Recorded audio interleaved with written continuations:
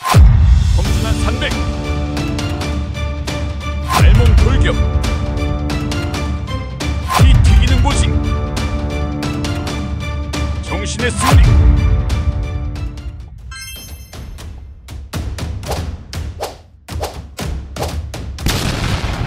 안녕하세요. 지식을 쉽게 풀어주는 지식설입니다. 오늘은 그 어떠한 무기와 병력보다 정신이 중요했던 전투를 살펴보겠습니다. 전편 현리 전투를 기억하십니까? 우리 국군은 전면적인 위기를 맞이했고 패잔병들은 피로 얼룩진 사냐를 헤매고 있었습니다. 그 참담한 전장의 뒤편에서 누군가는 이렇게 말했습니다. 우리가 이대로 무너진다면 다시는 우리 땅을 지킬 수 없을 것이다. 그리고 그 절망의 끝에서 하나의 이름이 일어납니다. 바로 도솔산. 오늘 우리는 그 도솔산 전투의 전모를 따라갑니다. 전투의 배경부터 피 튀기는 고지 쟁탈전, 그리고 인간의 한계를 넘은 병사들의 이야기까지 역사 속 깊은 안개에 가려졌던 그 전장을 지식설과 함께 다시 걷습니다. 자, 시작해봅시다. 도솔산을 사수하라. 1951년 6월 6.25 전쟁은 교착 국면으로 접어들고 있었습니다. 중공군은 파상적인 공세로 국군과 유엔군을 밀어붙였고 그 와중에 강원도 양구 일대는 전략적 요충지로 떠올랐죠. 그 중심에 도솔산이 있었습니다. 도솔산은 해발 1148m, 높이보다 중요한 건 그 위치. 이곳을 장악하면 양구 전역의 조망권을 확보할 수 있었고 당시 중공군의 보급로, 배후 진지를 한눈에 감시할 수 있었죠. 한마디로 누가 도솔산을 차지하느냐에 따라 강원도의 운명이 달라지는 상황. 그래서 국군은 결단을 내립니다. 도솔산을 탈환하라. 그 임무를 맡은 이들은 바로 대한민국 해병대. 귀신 잡는 해병의 진면목. 도솔산 전투의 주력은 해병대 1년대였습니다. 당시 지휘관은 김성은 중령, 훗날 국방장관이 되지요. 그는 부하들에게 이렇게 말합니다. 우리는 귀신도 잡는 해병이다. 이 산 하나 못 넘고 무슨 해병이냐. 장비는 열악했습니다. M1 게런드 소총, BAR 자동 소총, M1919 기관총, 그리고 박격포 면문. 중공군은 이미 고지에 참호를 구축해 놓았고 절벽 같은 능선을 따라 방어진지를 완성해둔 상태였습니다. 게다가 인원도 해병대보다 2~3배 많았습니다. 하지만 해병대 1년대는 우리에게는 죽음이 두렵지 않다는 자세로 전투에 나섰습니다. 피로 물든 고지의 일주일. 사람들은 말합니다. 해병대가 도솔산을 점령했다고. 하지만 그 산 하나만을 향한 돌격이 아니었습니다. 6월 4일부터 10일까지 해병대는 총 24개 고지를 점령했습니다. 하나하나가 전투였고 하나하나가 피로 물든 이름 없는 봉우리였습니다.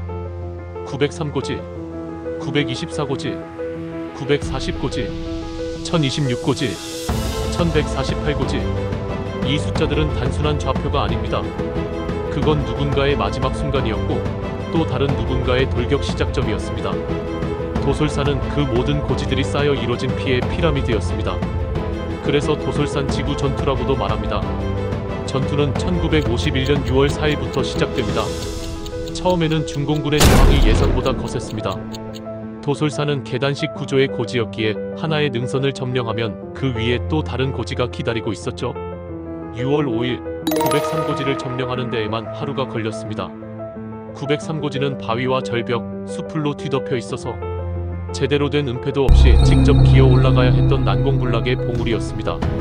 중공군은 고지 위에서 수류탄과 기관총으로 갈기고 해병들은 거의 손에 들 수 있는 모든 걸 던져야 했습니다. 돌멩이조차도 무기가 되었죠. 2대대 5중대 소속의 한 소대가 먼저 침투해 고지를 점령했지만 지원부대가 고립되면서 딱 17명의 병사만이 정상에서 버티는 상황이 됐지요. 식량도 탄약도 끊겼고 물도 없어 비닐에 맺힌 이슬까지 핥아 마셨습니다. 3일 후 구원부대가 도착했을 때 그들은 아군으로 보이지 않을 정도로 피범벅이 된 얼굴에 서로에게 등을 대고 마지막 남은 수류탄 하나씩 들고 앉아 있었습니다. 그걸 본 대대장은 눈물을 흘리며 말했지요. 이게 귀신이지 사람이냐? 한밤중에 수류탄 난사전. 940고지는 중공군이 도솔산 전투에서 가장 애착을 가졌던 방어선 중 하나였습니다. 이유는 단 하나, 도솔산 정상까지 가장 빠르게 접근 가능한 고지였기 때문입니다. 해병대는 야간 기습으로 고지를 점령했지만 그날 밤 중공군이 역습을 감행하면서 고지 위에서 수류탄을 서로 던지는 전쟁 아닌 전쟁이 벌어졌습니다. 적과 아군이 서로 수류탄을 던지고 굴리고 다시 던지고 나중엔 누가 적인지도 구분이 안 됐고 심지어 양쪽이 동시에 참호에 들어가 있는 상황도 벌어졌지요. 이때 한 해병은 중공군이 수류탄을 던지자 맨손으로 잡아서 다시 던졌고 그게 그대로 적진에서 폭발했습니다. 전우들이 그걸 보고 손으로 귀신 잡는다며 힘을 내곤 했습니다. 끝까지 붙들고 죽겠습니다. 당시 1대대의 이 모상병은 기관총 진지를 향해 수류탄을 들고 돌격했습니다. 중공군 기관총에 다리가 날아갔음에도 팔로 기어가서 수류탄을 안고 진지에 들어갔습니다. 폭발과 함께 그 진지는 침묵했습니다. 이 병사의 유해는 끝내 수습되지 못했지만 그의 전우들이 말했습니다. 그는 진짜로 귀신을 잡고 죽었다. 면으로 고지를 확보하라. 김성은 중령은 단순한 정면 돌파가 아닌 점령, 고착, 진출의 3단계 작전 계획을 수립했습니다. 점령은 주요 고지를 정예 부대가 기습 점령하는 것을 말합니다. 고착은 후속 부대가 방어 진지를 구축해 중공군의 반격을 저지하여 점령한 고지를 빼앗기지 않는 것이죠. 진출은 확보된 거점을 바탕으로 다음 고지로 진격하는 것을 말합니다. 해병대는 야간 기습을 주로 활용했습니다. 새벽 2시에서 4시 사이 바람이 거세지고 안개가 짙을 때를 노렸죠. 죽은 척 작전. 한 분대는 중공군 진지 50m 앞에서 기습을 준비하던 중 적이 발각되었습니다. 그러자 분대장은 모두 쓰러져라 하고 외칩니다. 해병들이 마치 전멸한 것처럼 쓰러져 있었고 중공군이 확인 사살하러 다가왔을 때 갑자기 벌떼처럼 일어나 반격, 진지를 장악했습니다. 그걸 목격한 옆 능선의 해병들은 나중에 이렇게 회상했습니다. 우린 귀신을 본 줄 알았어. 해병대가 죽었다 살아났다고. 돌격 중 지휘관이 쓰러지자 1026고지는 지형이 매우 험해서 박격포 지원이 사실상 불가능했습니다. 완전한 육박전으로 갈 수밖에 없었지요. 선두를 이끌던 소대장이 기관총탄에 쓰러졌고 뒤에 있던 분대장이 그대로 권총을 집어들고 앞으로 뛰쳐나가며 외쳤습니다. 소대장님이 전사했다. 이젠 내가 소대장이다. 돌격. 그 돌격으로 적 기관총 진지를 뚫었고 포위되었던 아군 한 개 소대를 구출해냈습니다. 후에 그는 전사했고 그의 전투복 주머니 안엔 어머니께 쓰인 편지가 남아있었습니다. 그 편지는 지금 해군사관학교 기념관에 복사본으로 전시되어 있습니다. 도솔산 정상 탈환. 6월 10일 드디어 도솔산 정상에 도달합니다. 하지만 중공군도 이 고지만은 내주지 않겠다며 최후의 저항을 펼쳤습니다. 고지는 소화군대 중공군의 기관총 진지에서 뿜어져 나오는 탄환이 해병대의 전진을 가로막고 있었습니다.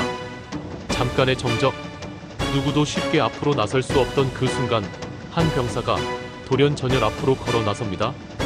그는 이름도 얼굴도 기록에 정확히 남아있지 않습니다.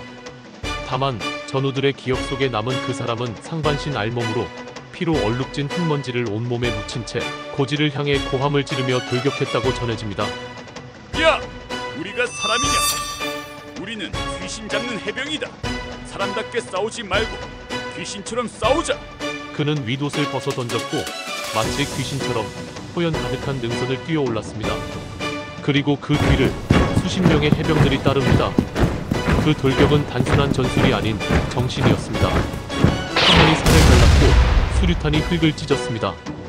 그러나 그 누구도 멈추지 않았습니다. 그날 고지를 점령한 건 병력도 무기도 아닌 인간의 광기 어린 용기였습니다. 그리고 그 고지 위에 드디어 태극기가 꽂힙니다. 무전병의 마지막 통신. 1년대 무전병 김모 일병은 포탄에 팔이 날아갔지만 무전기로 마지막 보고를 전송합니다. 도솔산 정상 확보. 더 이상 통신은 어렵습니다. 귀신 잡는 해병. 임무 완료. 그가 무전기를 놓고 숨졌을 때 무전기 옆에는 그의 성경책이 펴져 있었다고 합니다. 내가 죽음의 골짜기를 지날지라도. 승리 그리고 전설의 시작. 도솔산 지구 전투는 결국 대한민국 해병대의 완승으로 끝났습니다. 중공군은 5,000명 이상의 사상자를 내고 퇴각했고 해병대는 600여 명이 전사하거나 부상했습니다. 사실 공격하는 부대는 방어하는 부대의 3배 정도 인원이 더 많아야 성공할 수 있습니다. 그런데 3분의 1의 인원으로 공격을 성공했다는 것은 단순한 승리 이상의 것이었습니다. 바로 해병대 정신이 있기에 가능했습니다. 이때부터 귀신 잡는 해병이란 별명이 국민들 사이에 널리 퍼졌고 해병대는 국민의 신뢰를 받는 정예부대로 자리매김합니다. 그날 도솔산의 하늘은 붉게 물들었습니다. 그 피는 아직도 고지에 스며들어 있을지 모릅니다. 그리고 우리는 묻습니다. 그들은 왜 그렇게까지 싸웠는가? 잊지 마십시오. 그들이 피로 쓴 이야기를 기억하는 것, 그것이 우리가 할 수 있는 최소한의 예우입니다. 지식설이었습니다. 감사합니다. 다음 편 해병대만 복수의 화신이 아니다. 육군도 복수의 화신이다. 사창리에서 무참히 짓밟혀 각성한 육군의 통쾌한 승리, 바로 피의 호수 8.5 전투. 구독과 좋아요는 세계 평화와 정의를 꿈꾸는 한 사람에게 꿈과 희망을 줍니다.